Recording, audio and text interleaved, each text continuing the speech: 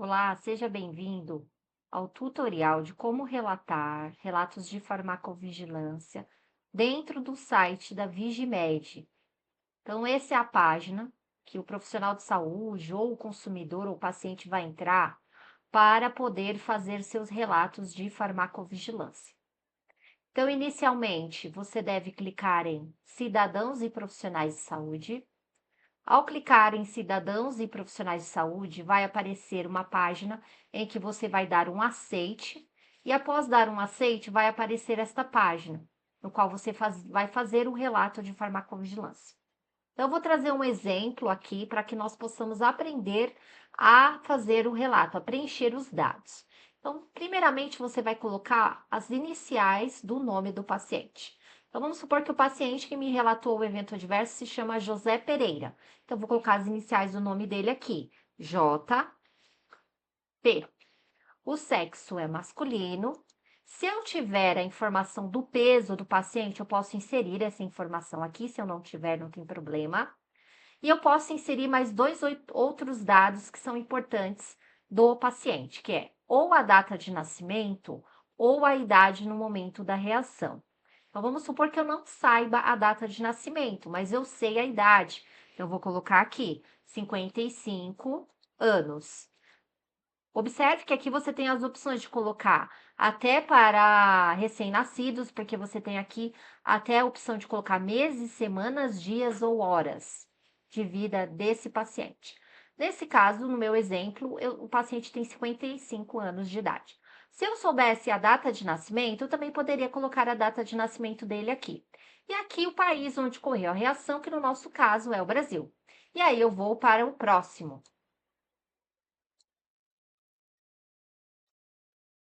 Quando eu for para a próxima página, vai aparecer a página da descrição, ou seja, daquilo que aconteceu. Qual foi o evento que aconteceu com aquele paciente? O que ocorreu? Então, eu vou descrever neste campo. Nesse exemplo, eu vou colocar que o paciente relata que, ao fazer uso do medicamento X para tratar diabetes mellitus, sentiu uma forte dor de cabeça no dia 1º de 2025. Lembrando que datas para farmacovigilância é de suma importância que sejam inseridas, desde que você tenha conhecimento delas. Além disso, ele também apresentou vômito na mesma data, de forma espontânea. Ou seja, o paciente me relatou que não fez uso de nenhum medicamento para tratar esses dois eventos, que é a dor de cabeça e o vômito. Se caso ele tivesse mencionado que fez uso de algum medicamento para tratar, é importante que eu coloque essa informação aqui também. E é muito importante também, como eu já disse, as datas e o tempo de duração desses eventos. Então, aqui nós vamos descrever a reação. Então, a primeira reação é a dor de cabeça, e eu vou colocar quando durou. Nesse caso desse paciente aqui, ele me disse que a dor de cabeça durou cerca de 3 horas após o uso do medicamento e o vômito durou um dia, só desapareceu no dia seguinte. Então, eu vou inserir essas informações aqui. Então, no caso da dor de cabeça, o início foi no dia 1º de janeiro de 2025, que foi quando ocorreu, e terminou no mesmo dia, no dia 1º de janeiro de 2025. Ele disse para mim que durou 3 horas, então eu coloco aqui 3, e aqui você tem a opção de colocar esse tempo de duração desse evento em anos, meses, semanas, dias, horas ou até minutos. Então, nesse caso, o paciente me disse que a dor de cabeça durou 3 horas e depois desapareceu espontaneamente, então eu coloco 3 horas.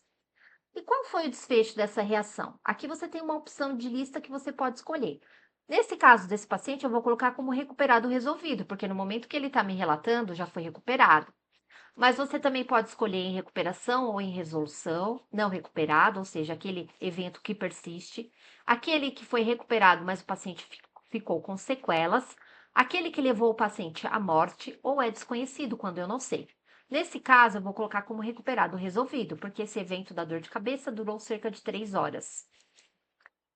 E aqui é o item da reação grave. Você só colocar a reação grave como sim quando a gravidade for uma dessas que aparece aqui. Ou seja, se o evento adverso levou um risco de vida do paciente, o paciente teve um evento adverso muito grave que levou ele a uma hospitalização, por exemplo.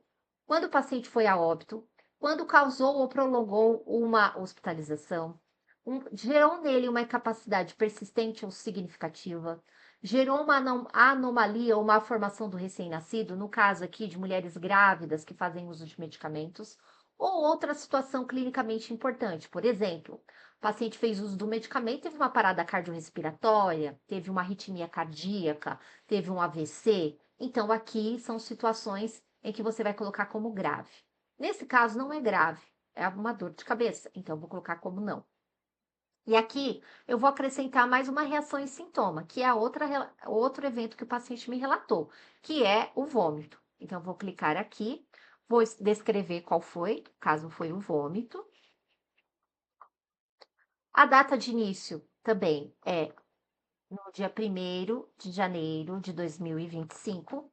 E a data final, ele terminou no mesmo dia, que ele disse para mim que no dia seguinte já tinha desaparecido. Mas nesse caso, a duração foi de 1 dia.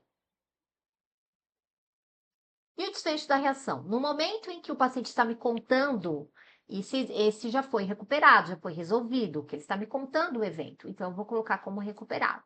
E como eu já disse, essa reação também não é uma reação grave. E vou para a próxima página.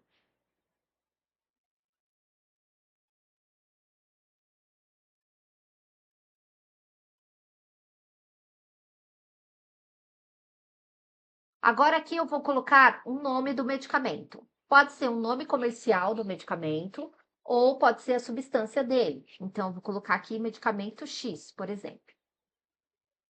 O nome do medicamento é X, tá? Nesse item, eu só vou colocar se eu acredito que foi o provável causador da reação. Ou seja, o paciente fez uso do medicamento e ele tem certeza que aquele evento adverso foi causado pelo uso do medicamento, ou o médico dele, ou ele. Aí eu coloco como provável causador da reação. Se eu não tenho essa informação, eu não marco, eu desmarco essa opção. Aqui o nome do fabricante do medicamento, então vamos colocar o laboratório, os laboratórios Z. Tá? Outras duas informações que são importantes, que se você tiver, são muito importantes para a farmacovigilância. O número de lote desse medicamento, se você tiver, se o paciente tiver ainda a caixa do medicamento, e a dose, quanto ele estava fazendo a dose desse medicamento. Nesse caso, o medicamento, o paciente me disse que fazia uso de 100 miligramas uma vez ao dia. E como que esse medicamento foi administrado? Aqui nós também temos algumas opções. Então, ele é um medicamento, se for uma injeção intramuscular ou intravenosa, você coloca essa opção. Se é um medicamento oral, se é desconhecido, eu não sei. É uma aplicação dérmica? É uma aplicação inalatória? É uma injeção? É nasal? É ocular? É oral? É outra que não aparece aqui nessa lista? É retal ou é vaginal? Nesse caso, é um comprimido. Então, eu vou colocar como oral. E eu coloco aqui nessa opção, se eu tiver, que também é muito importante, datas para farmacovigilância é muito importante, eu vou colocar a data de início do uso desse medicamento. O paciente disse para mim que o evento aconteceu em janeiro de 2025, mas ele começou a usar esse medicamento em dezembro de 2024. Então, eu vou colocar aqui. Se eu não tenho a data precisa, eu posso colocar somente um mês. No caso, ele me falou dezembro de 2024. E aí eu coloco a data, tá? Se ele ainda continua usando o medicamento, eu não coloco a data de fim. Mas se ele interrompeu o uso, eu também coloco a data em que ele interrompeu o uso. Se eu tiver a data específica, como dia, mês e ano, é muito melhor. Mas se eu não tiver, eu posso colocar simplesmente o mês e o ano. E a duração, ou seja, há quanto tempo esse paciente está fazendo uso desse medicamento. Nesse caso aqui, é 4 meses. Coloco 4 e aqui eu tenho opção. Há quanto tempo ele faz uso desse medicamento? São anos, meses, semanas, dias, horas ou minutos? E aí eu coloco a opção aqui. E qual foi o motivo do paciente ter utilizado esse medicamento? Para qual ele foi indicado? Então, eu coloco aqui que nesse caso foi a diabetes mellitus. Então, o paciente recebeu a indicação desse medicamento para tratar diabetes mellitus. E qual foi a ação que ele tomou após a ocorrência do evento? Que eu tenho uma opção também, uma lista que eu posso colocar. Parou de utilizar o medicamento? Aumentou ou diminuiu a dose? A dose permanece inalterada? É desconhecido? Não tem essa informação? Ou é não aplicável? O campo não aplicável eu vou colocar quando for uma situação especial. Por exemplo, o paciente recebeu a indicação do medicamento para um uso que nós chamamos de off-label, ou seja, fora daquilo que está previsto em bula. Ou então a paciente está grávida e está fazendo uso de um medicamento. Então, nesses cenários de situação especial, geralmente nós colocamos como não aplicável. Nesse caso, não. Nesse caso, a dose permanece inalterada. Então, eu coloco como dose inalterada. E se houver mais de um medicamento, eu posso também colocar aqui em mais medicamentos ou vacinas e colocar o nome do medicamento da mesma forma. E vou para a próxima página.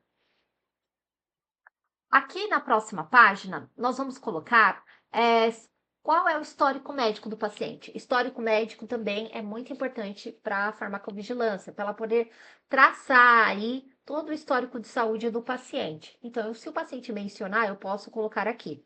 Nesse caso, o paciente menciona que é portador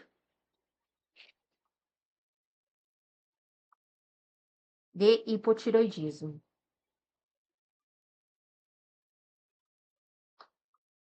E se ele tivesse mencionado para mim também que faz uso de um medicamento para tratar essa doença, eu posso mencionar aqui também.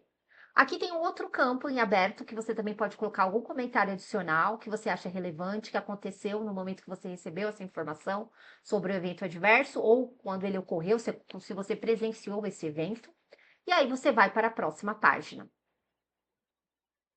Aqui na próxima página são os dados do relator. No caso, é o profissional de saúde. O paciente relatou para você esse evento. Então, você vai colocar o estado onde você mora. No meu caso, é São Paulo.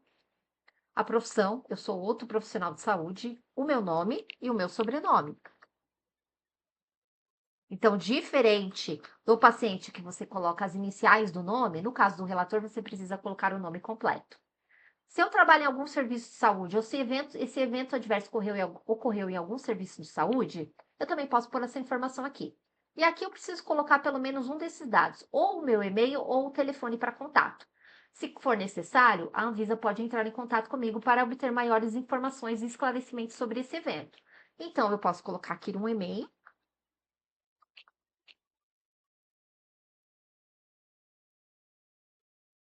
ou meu número de telefone, ou um ou outro dado também. E vou clicar em enviar notificação. Aí, nesse momento, quando eu clico em enviar notificação, a Anvisa recebe esse meu relato de farmacovigilância.